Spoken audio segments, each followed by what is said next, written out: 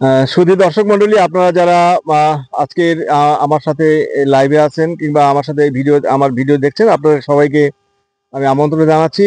আজকের 12ই জুলাই 2025। আমরা এই মুহূর্তে আছি ইকুরিয়া, কাপাসিয়া, গাজীপুর, এবং এটি ঢাকার কাছাকাছি একটি উপজেলা। এবং এখানে আসার উদ্দেশ্য হচ্ছে আমরা আমাদের লাইভ স্টক প্রোডাকশনের সাথে জড়িত যারা ঘাস চাষি রয়েছেন তাদের সাথে কথা বলার জন্য। এবং আমরা দেখেছি যে এই এলাকাটি আসলে ঘাস চাষের জন্য বেশ উপযোগী।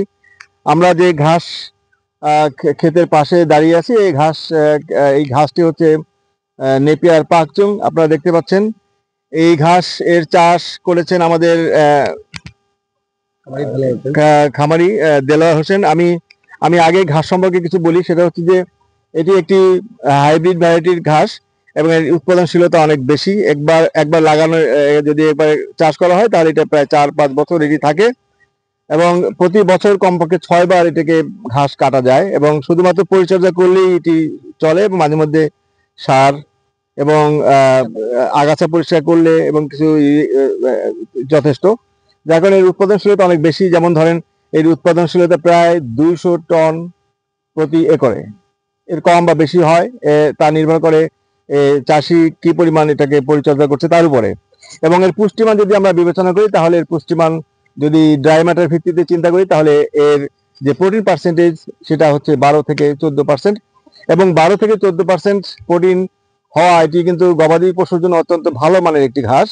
আমরা যে ভুট্টা ঘাস গরুকে খাওয়াই থাকি, সেই ভুট্টা ঘাসের যদি প্রোটিন আমরা বিবেচনা করি, তাহলে সেটি হচ্ছে প্রায় 8 থেকে 10 ভাগ। সেখানে 12 থেকে 14% ঘাস প্রোটিন, এটি কিন্তু খুবই ভালো। এবং যে কোনো খাবারের মূল্য নির্ধারিত হয় কিন্তু আসলে সেই খাবারের মধ্যে কি পরিমাণ আমিষ রয়েছে। যেমন আমাদের খাবারের ক্ষেত্রে লক্ষ্য করবেন, আমরা কিন্তু যে খাবারে আমিষ বেশি, আমিষ জাতীয় খাবার, সেটির মূল্য বেশি। এবং গবাদি পশুর খাবারও কিন্তু ঠিক একইভাবে বেশি হয়ে থাকে। কিন্তু এর কিছু সমস্যা রয়েছে।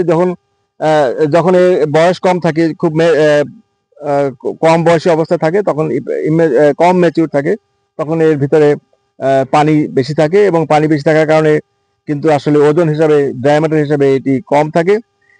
সেই হিসাবে আমরা যদি বিবেচনা করি, তাহলে কিন্তু আমাদের পানির পরিমাণটা কমানোটা আবশ্যক। যদিও কম বয়সে কচি অবস্থায় পুষ্টিমান বেশি থাকে, অর্থাৎ আমিষের পরিমাণ আরো বেশি থাকে।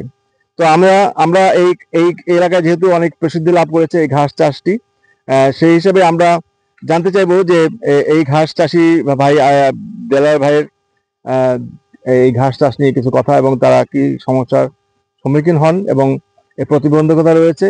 এত প্রতিবন্ধকতার মধ্যেও কিন্তু তারা চাষ করে যাচ্ছে। তারপর আমরা শুনতে যাব কি প্রতিবন্ধকতা আছে ওনার এই ঘাস চাষ করতে গেলে।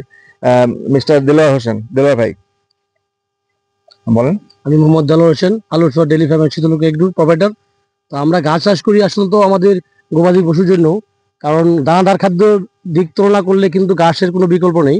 কারণ দানাদার খাদ্যের উপরে ডিপেন্ড করে কিন্তু আমরা ঘাস রোপণ করি, কারণ দানাদার খাদ্য দিয়ে গরু লাভবান হওয়া যাবে না। তো সেই কারণে আমি মোটামুটি প্রায় 17-18 বিঘা জমি ঘাস চাষ করেছি। তার মধ্যে দেখা যাচ্ছে যে এই যে একটা সিজন, এই সিজনটা আমাদের ঘাসের জন্য ঢাল সিজন। এই সিজনে করি কি আমরা ঘাস যে প্রোডাকশন করি, আমরা সেল দিতে পারি না। এর জন্য আমাদের অনেক সমস্যার সম্মুখীন হতে হয়। যেমন আমার ফার্মে মোটামুটি ঘাস লাগে পার ডে 500 কেজি, কিন্তু এখন যদি আমি 2000 কেজি ওদেরকে দেই, কিন্তু আমার ঘাস শেষ হবে না। এই কারণে আমরা বিভিন্ন জায়গায় বিক্রি করি, কিন্তু সেই তুলনায় রেট পাচ্ছি না। দেখা যাচ্ছে যে প্রোডাকশনকে থেকে আমাদের যে প্রাইস পরে, কস্টিং প্রাইস পরে, কস্টিংয়ে বিক্রি করতে পারছি না। সেই মোতাবেক আমরা অনেকটা আসলে লস মনে করি আর কি। কিন্তু যদি আমরা সেল প্রেশারটা ভালো পাতাম, যে বিভিন্ন জায়গায় সেল দিতে পারতাম, বা কোনো মিডিয়ার মাধ্যমে আমরা এটা সম্প্রচার করে আমরা সেল প্রেশারটা বাড়াতে পারতাম, তাহলে হয়তো আমরা লাভবান হতে পারতাম। আসলে ঘাস চাষ করে লাভবান হওয়া সম্ভব যদি সেল প্রেশারটা ভালো থাকে, এবং ঘাসের উপর বিকল্প কোনো খাদ্য নাই গোখাদ্যের জন্য। এটা আমি আমার পক্ষ থেকে মনে করি আর কি।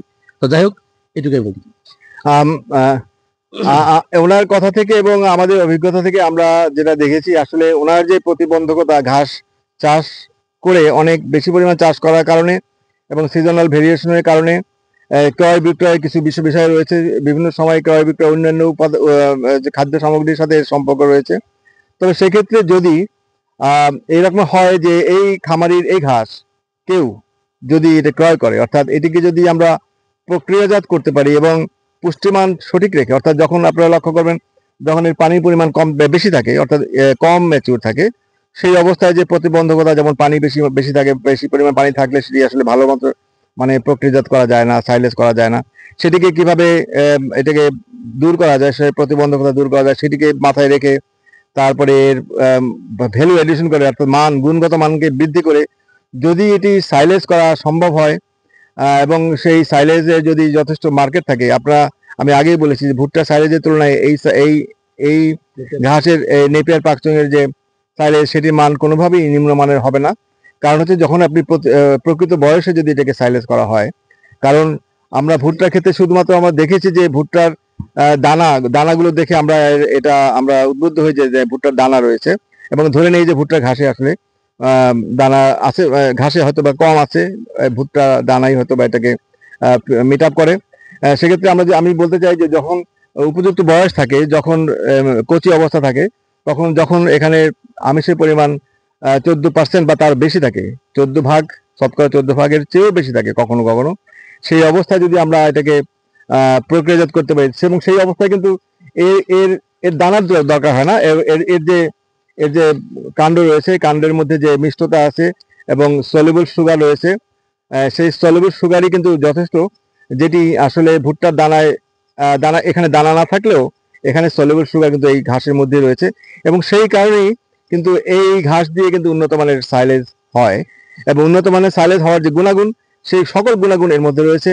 ভুট্টার মধ্যে যা রয়েছে এই ঘাসের মধ্যে কিন্তু তার চেয়ে কোনো অংশে কম নয়।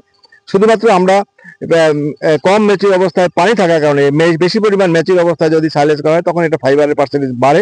আদারওয়াইজ এটি কিন্তু ফাইবার পার্সেন্টেজ কমই থাকে এবং এর সলিউবল সুগার যথেষ্ট থাকে, ভালো থাকে, যার কারণে এটি দিয়েও কিন্তু ভালো মানের সাইলেজ হয়। আমরা হয়তো বা কোনো একটি সময় কোনো একটা ভিডিওতে আমরা হয়তো দেখাবো কিভাবে এটা দিয়ে ভালো মানের সাইলেজ এবং এর ভ্যালু এডিট করে, অর্থাৎ এর গুণগত মান বৃদ্ধি করে সাইলেজ করা যায়, সেটি আমরা সবাইকে দেখাবো। সবাইকে আবারও ধন্যবাদ আমাদের সাথে সংযুক্ত থাকার জন্য।